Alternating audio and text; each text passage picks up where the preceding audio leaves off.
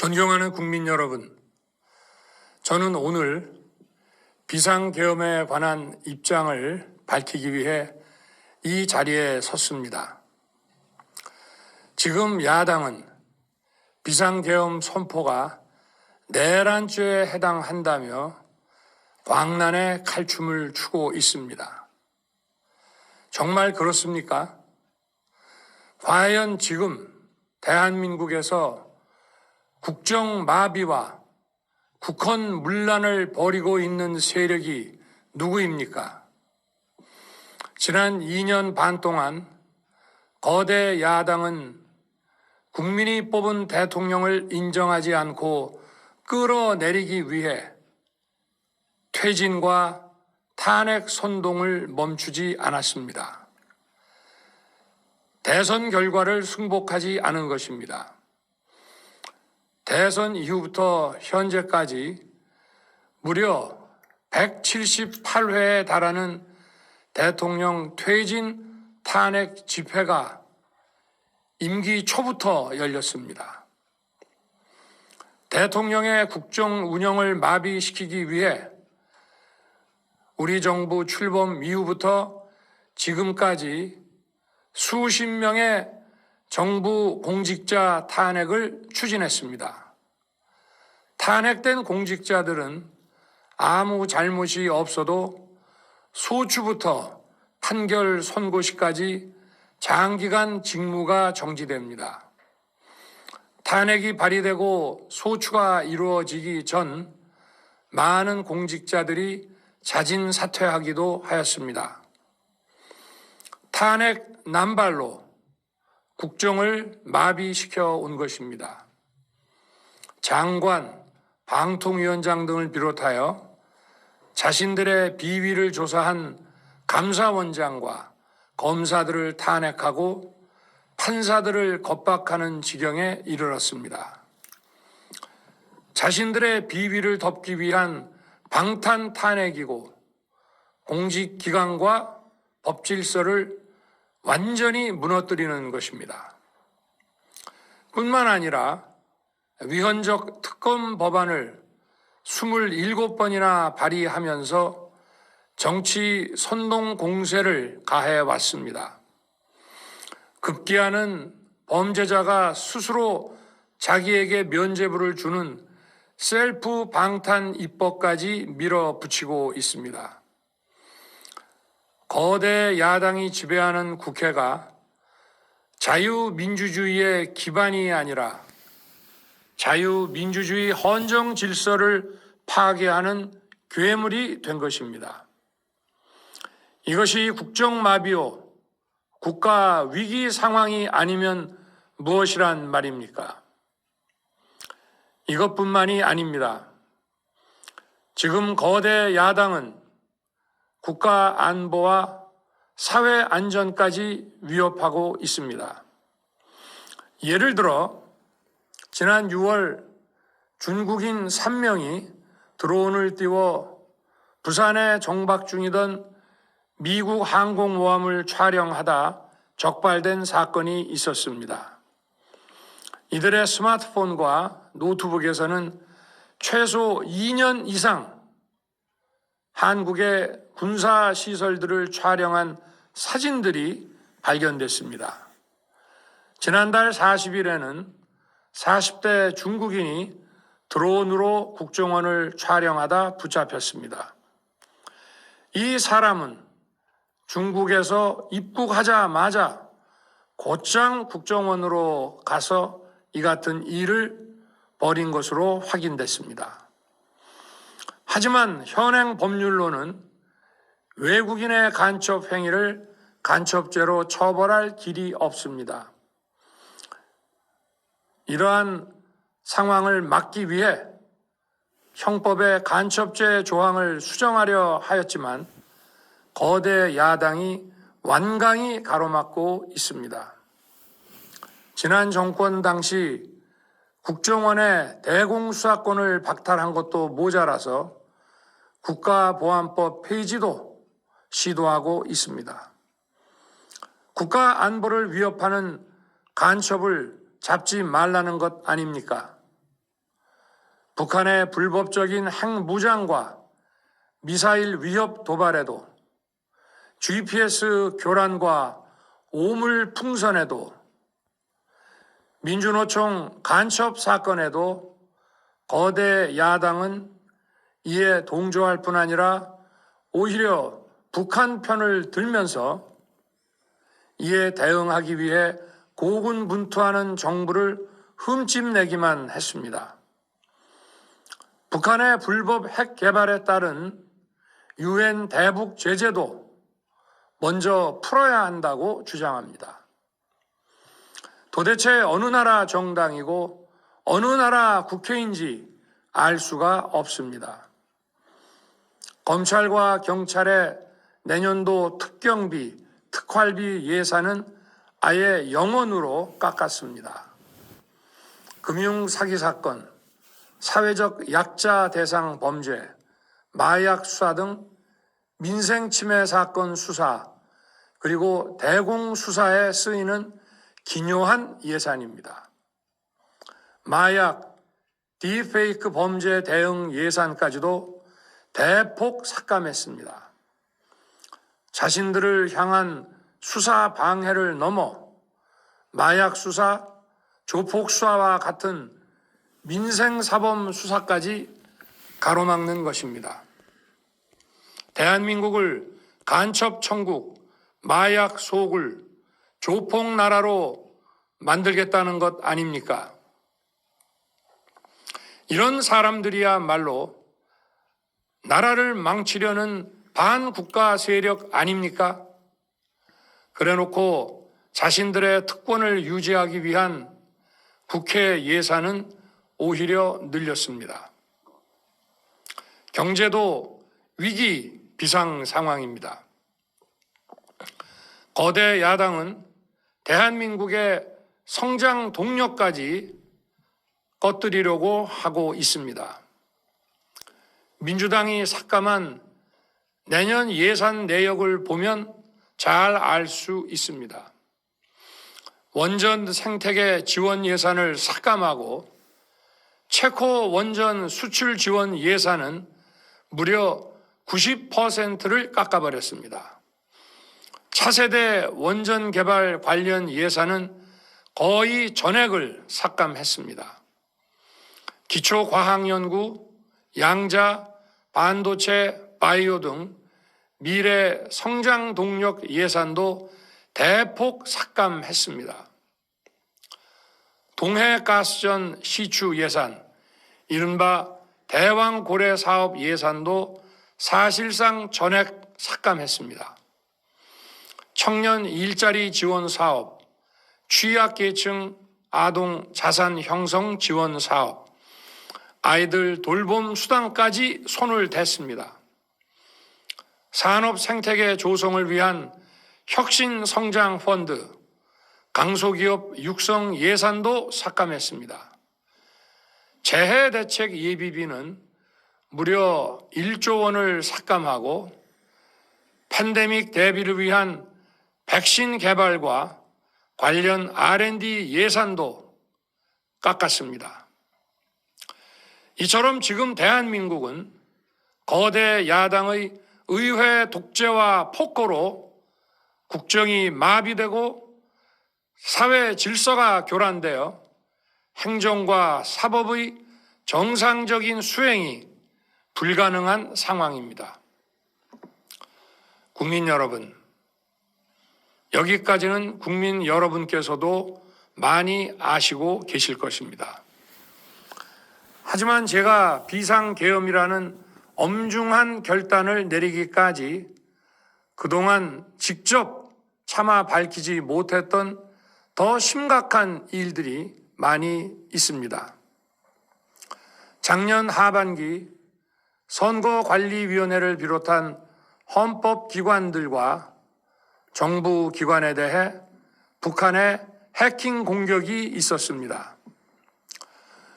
국가정보원이 이를 발견하고 정보 유출과 전산 시스템 안전성을 점검하고자 했습니다.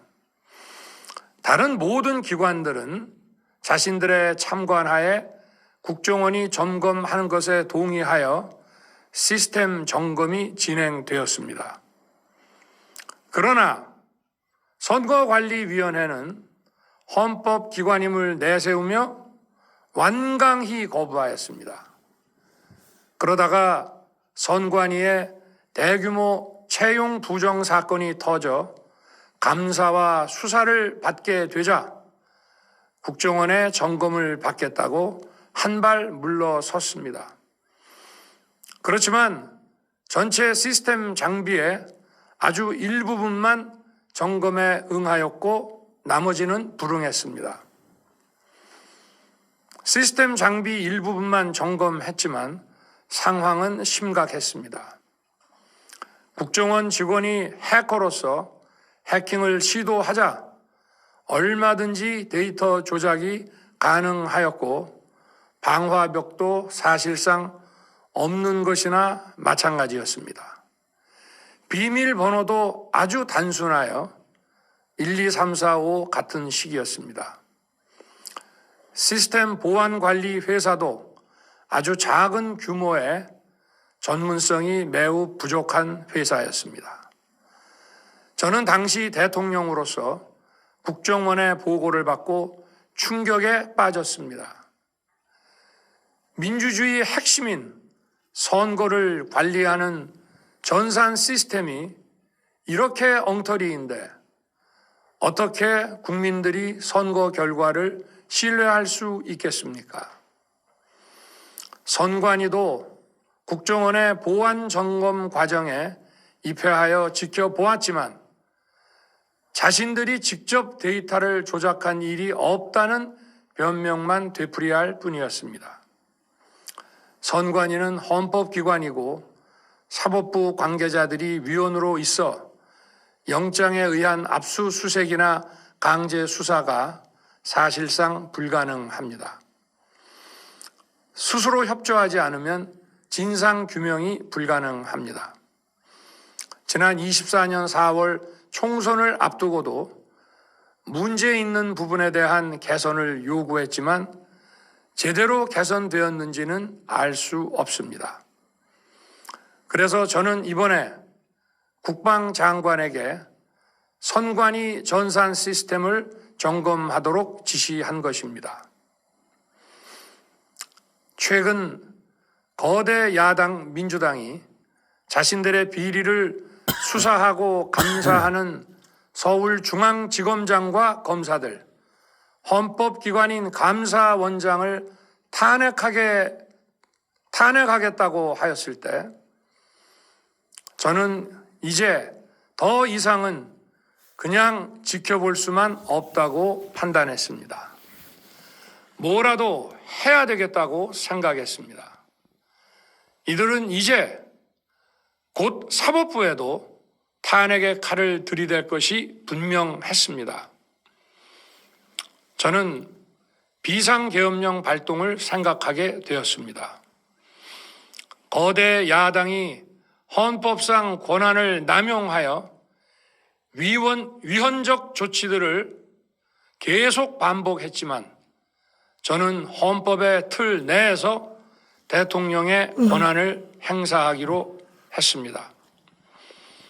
현재의 망국정 국정마비 상황을 사회 교란으로 인한 행정사법의 국가기능 붕괴 상태로 판단하여 계엄령을 발동하되 그 목적은 국민들에게 거대 야당의 반국가적 패악을 알려 이를 멈추도록 경고하는 것이었습니다.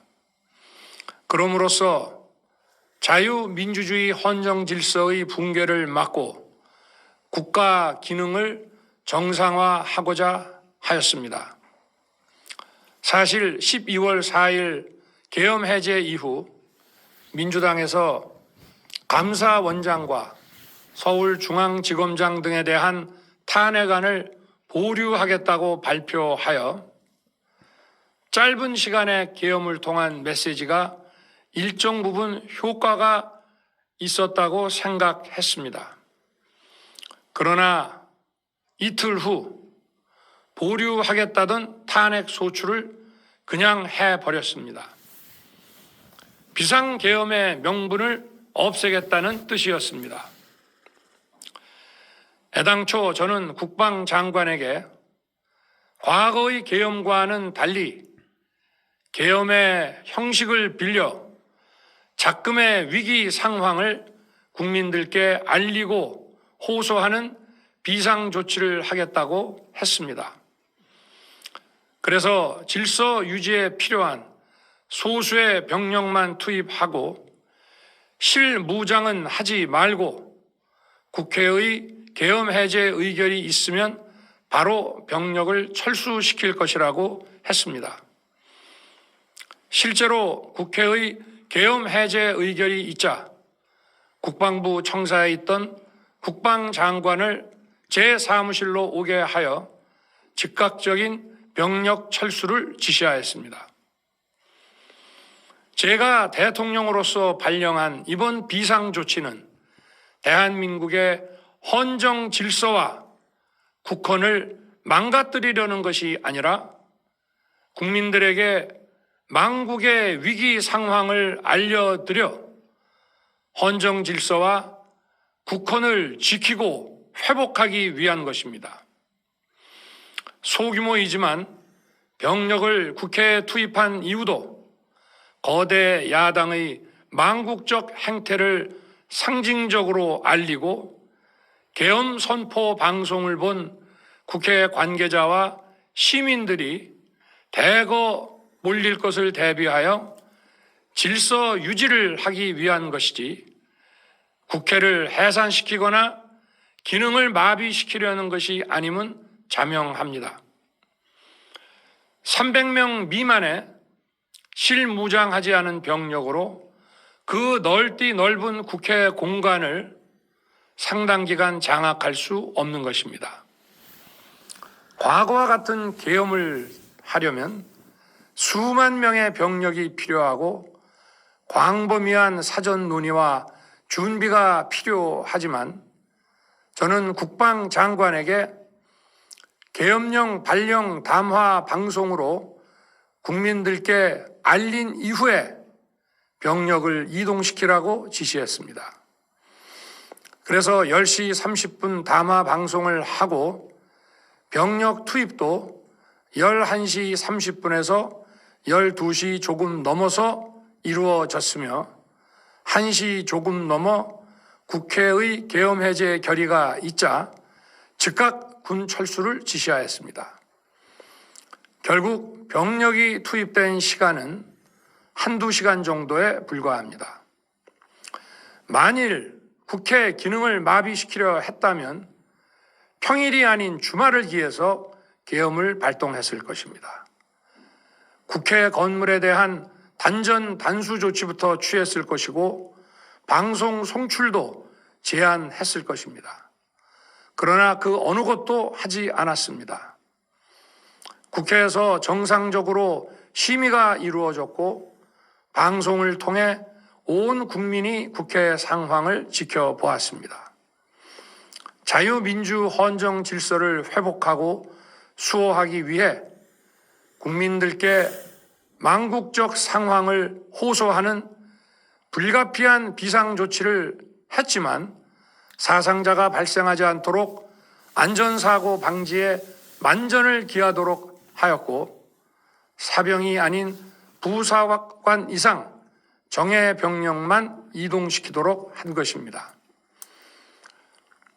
저는 이번 비상계엄을 준비하면서 오로지 국방장관하고만 논의하였고 대통령실과 내각 일부 인사에게 선포 직전 국무회의에서 알렸습니다. 각자의 담당 업무 관점에서 우려되는 반대 의견 개진도 많았습니다. 저는 국정 전반을 보는 대통령의 입장에서 현 상황에서 이런 조치가 불가피하다고 설명했습니다. 군 관계자들은 모두 대통령의 비상계엄 발표 이후 병력 이동 지시를 따른 것이니만큼 이들에게는 전혀 잘못이 없습니다.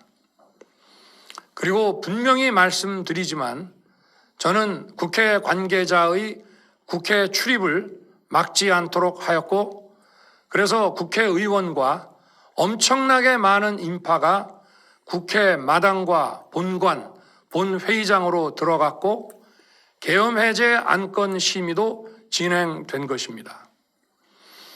그런데도 어떻게든 내란죄를 만들어 대통령을 끌어내리기 위해 수많은 허위 선동을 만들어내고 있습니다. 도대체 2시간짜리 내란이라는 것이 있습니까? 질서 유지를 위해 소수의 병력을 잠시 투입한 것이 폭동이란 말입니까? 거대 야당이 거짓 선동으로 탄핵을 서두르는 이유가 무엇이겠습니까? 단 하나입니다. 거대 야당 대표의 유죄 선고가 임박하자 대통령의 탄핵을 통해 이를 회피하고 조기 대선을 치르려는 것입니다. 국가 시스템을 무너뜨려서라도 자신의 범죄를 덮고 국정을 장악하려는 것입니다. 이야말로 국헌문란 행위 아닙니까? 저를 탄핵하든 수사하든 저는 이에 당당히 맞설 것입니다.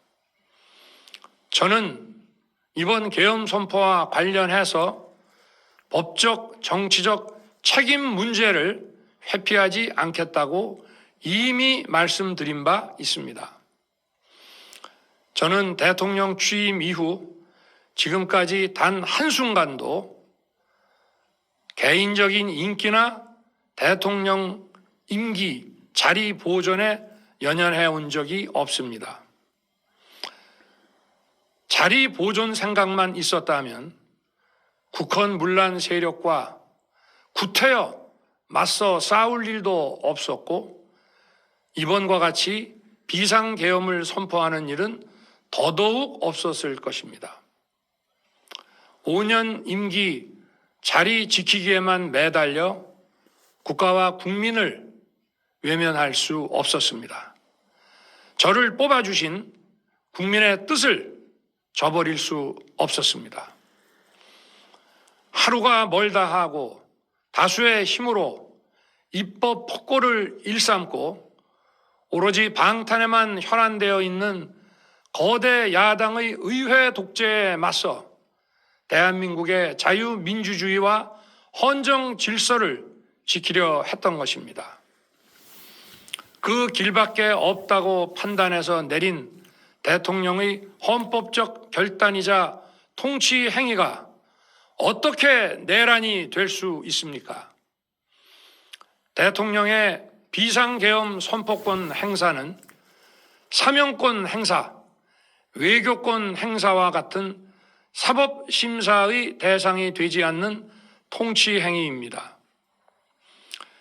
국민 여러분, 지금 야당은 저를 중범죄자로 몰면서 당장 대통령직에서 끌어내리려 하고 있습니다.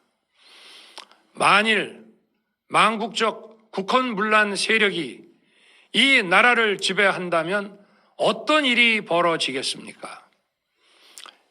위헌적인 법률, 셀프 면죄부 법률, 경제 폭망 법률들이 국회를 무차별 통과해서 이 나라를 완전히 부술 것입니다. 원전 산업, 반도체 산업을 비롯한 미래 성장 동력은 고사될 것이고 중국산 태양광 시설들이 전국의 살림을 파괴할 것입니다. 우리 안보와 경제의 기반인 한미 동맹, 한미일 공조는 또다시 무너질 것입니다. 북한은 핵과 미사일을 고도화하여 우리의 삶을 더 심각하게 위협할 것입니다. 그러면 이 나라 대한민국의 미래가 어떻게 되겠습니까? 간첩이 활개치고 마약이 미래 세대를 망가뜨리고 조폭이 설치는 그런 나라가 되지 않겠습니까?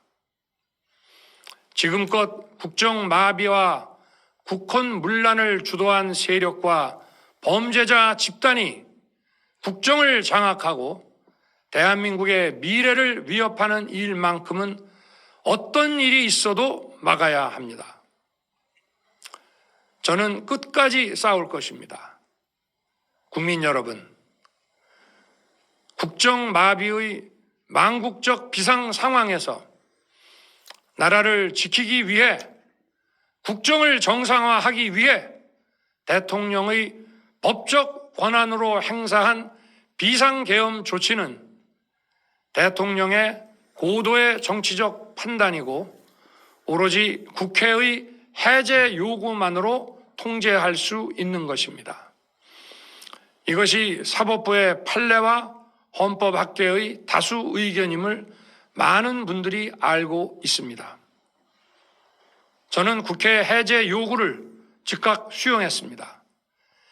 계엄 발령 요건에 관해 다른 생각을 가지고 계신 분들도 있습니다만 나라를 살리려는 비상 조치를 나라를 망치려는 내란 행위로 보는 것은 여러 헌법학자와 법률가들이 지적하는 바와 같이 우리 헌법과 법 체계를 심각한 위험에 빠뜨리는 것입니다.